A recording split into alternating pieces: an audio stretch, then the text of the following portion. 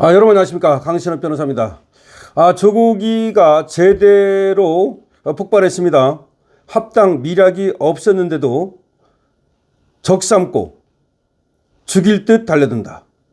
합당 미략 없었는데도 친명계가 마치 적을 대하듯 죽일 듯 달려들고 있다. 극렬 합당 반대론자들의 조국이가 일침을 가했습니다. 선거에 도움될지 생각해봐라 라고 말했습니다. 조국이가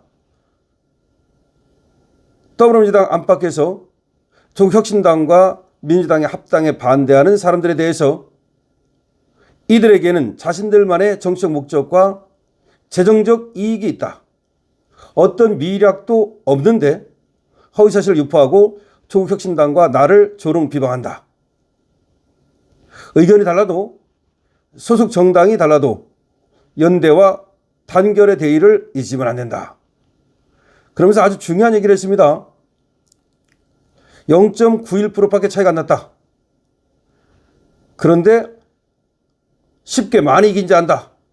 이게 무슨 말이냐면 이재명하고 권영국 득표율 합친 것과 김문수하고 이준석 득표율 합친 거가 그 차이가 0.91%에 불과하다. 0.91%에 불과하다. 간신히 이긴 거다. 서울, 대전, 충남, 충북에서는 이재명과 권영국의 합친 득표율이 김문수 플러스 이준석보다 낮았다. 이 얘기가 무슨 얘기예요? 조국 내가 만약에 나갔더라면 이런 말이야. 내가 만약에 대선에 나갔더라면 이재명 당신 졌을지도 모른다. 이 말이에요. 그러면서 조국이는 일부 극렬 합당 반대론자들은 합당 찬성론자들을 적으로 규정하고 죽일 듯 달려들고 있다. 이들은 정청래는 물론 합당 찬성을 밝힌 유시민도 김어준도 공격을 한다. 동시에 합당 제안을 받기 전 어떠한 미락도 없었고 그 어떠한 공식 협의도 진행되지 않고 있음에도 이들은 조국혁신당과 나까지 조롱하고 비방하고 허위사실을 유포하고 있다. 여러 번 허위임을 밝혔지만 아랑곳하지 않고 있다. 많은 이들이 잊고 있는 사실이 있다. 바로 0.91%밖에 못 이겼다는 거다. 라고 하면서 조국이는 또 이렇게 말했습니다. 이재명이 잘하고 있으면 보수층도 인정한다. 보수층 인정하나요? 안 하는 것 같은데? 하지만 현재 대통령과 민주당 지지율에 취해서 향후 지선, 총선, 대선을 낙선할 것이라고 생각하는 건 큰 착각이다. 합당에 반대하거나 찬성할 수도 있다. 그러나 현재의 상황은 매우 잘못되었다. 민주당 내부의 의견은 다른 팔을 쳐내고 조국혁신당을 짓밟으면 그것이 지선, 총선, 대선에 도움이 된다고 생각하는데 과연 그런지 생각해봐라. 이렇게 얘기를 했습니다. 그런데 조국이가 아주 중요한 얘기를 한 거 0.91%밖에 차이가 났다는 걸 잊었느냐. 그러니까 이재명하고 민주노동당의 권영국이하고 합친 거하고 그 다음에 김문수하고 이준석 합친 거하고 그 차이가 0.91%밖에 안 난다. 내가 양보했으니까 그렇지. 조국이 말. 우리 조국혁신당에서 만약 후보를 내보냈더라면 어떻게 됐을지 모른다. 지금 청구서를 들이민 거야. 누구한테? 친명 세력한테. 누구 들어가는 거야? 이재명 들어가는 거야. 그러니까 이재명 떨거지들, 니들 꺼지고 이재명 들으시오. 당신. 만약에 내가 정말 당신 확실하게 밀어주지 않고 내가 나간다든지 우리 당에서 후보를 낸다든지 그랬더라면 어떻게 됐을지를 생각하시오.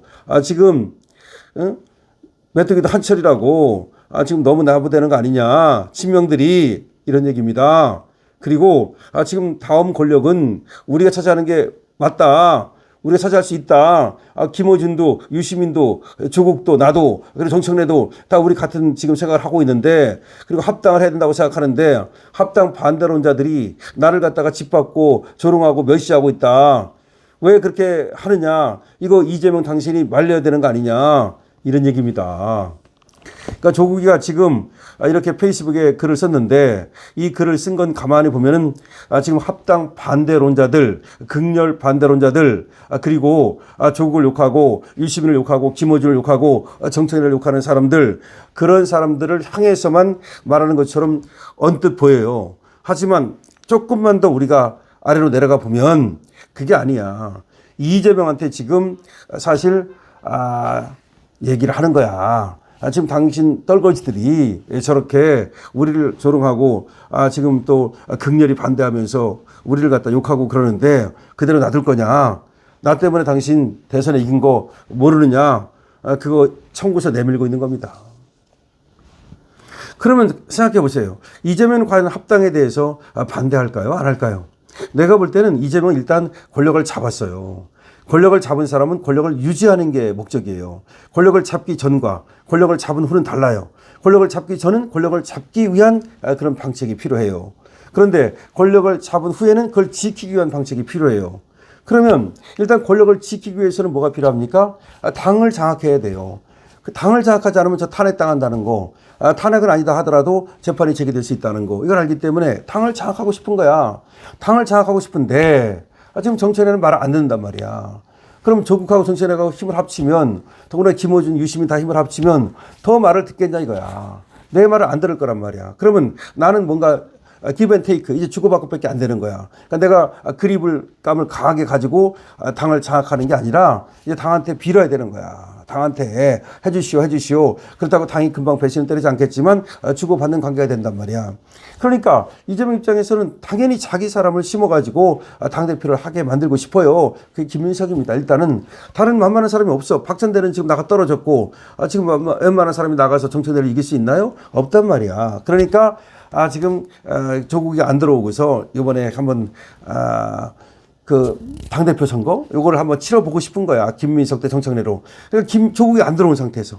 조국이 안 들어온 상태에서 하면은 그래도 한번 해볼 수 있지 않을까라는 생각을 하는 거야. 김민석이가 정청래를 꺾고서 당대표가 된다. 이런 생각을 하는 거야. 그런데 조국이 들어와 버리면 조국은 누가 봐도 이거는 정청래 편이란 말이야. 친문이란 말이야. 그러면 당대표 선거 하나마나 누가 이긴다? 그럼 정청래 쪽이 이긴다는 거야. 그러면 정청래하고 조국은 또 어떤 생각을 하는 거냐? 뻔해요. 조국이는 지금 배지가 없어요. 깜빵 갔다 오는 바람에. 조국이가 보궐선거 나가고 이번에. 그다음 정청래는 당대표 나가고 그다음에 다음에는 뭐 조국이 우리 민주당으로 들어오면 나중에 대선 나가면 뭐 밀어줄 수 있다. 물론 정청래가 대선까지 확실하게 어떤 그 약속을 해주진 않을 거예요. 그건 정청래 지도 지금 대선에 꿈이 있기 때문에. 하지만 지금 약속해 줄 수 있는 건 뭐냐면은 조국이가 들어오면 일단 공천 나눠서 한다. 얼마나 중요해. 지방선거 공천 나눠서 한다는 게 얼마나 중요해. 그 다음에 또 하나, 조국이가 재보궐선거 나가서 배지 달게 해준다. 이런 약속이 분명히 있을 거예요. 그러니까 조국이는 웬만하면 들어가고 싶은 거지.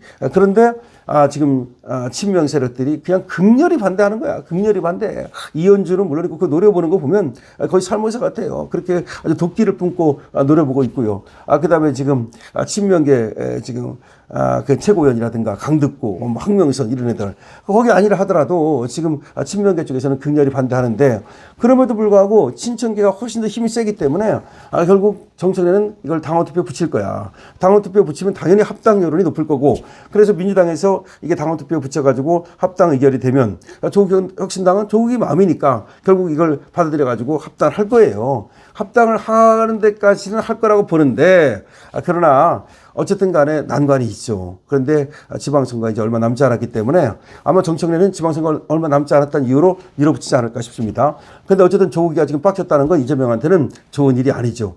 조국이 0.91%밖에 차이 안 난다는 거 그 명심해라 라고 이재명한테 청구서를 들이민 겁니다. 다시 말해서 이재명한테 다구리 들어간 겁니다. 여러분들 어떻게 생각하십니까? 강시혁 TV입니다.